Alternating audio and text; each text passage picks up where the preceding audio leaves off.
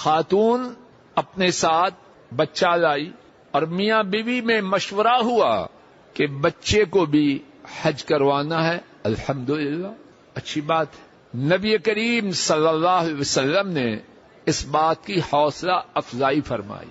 ہاں بچے کی طرف سے جو فرض حج ہے وہ ادا نہ ہوگا، وہ جب بالغ ہوں گے تب ادا کرنا ہوگا، لیکن ماں باپ کے لیے اجر و ثواب ہے کہ بچوں کو حج کرائے، بچوں کو حج کرائیں اور بچوں کی دین کے ساتھ وابستگی، اس سے امید ہے کہ اللہ کے فضل و کرم سے اس کے لیے بنیادیں مضبوط ہوں گی. خیر، اب جو ہماری بات اس حوالے سے ہے، شیخ ابن باز رحمہ اللہ تعالی سعودی عرب کے سابق مفتی اعظم تحریر کرتے ہیں، ماں کی گود میں وہ بچہ ہے جس کے لیے عمرہ یا حج یا دونوں کی نیت کی ہے.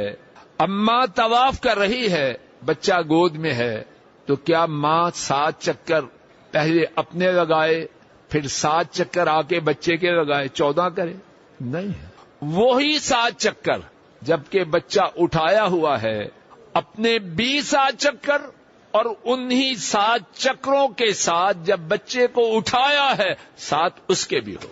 اللہ کے فضل و کرم سے یہ بھی خاتون کے لیے اللہ کی رحمت اور آسانی کی بات ہے. گفتگو کا 5واں نقطہ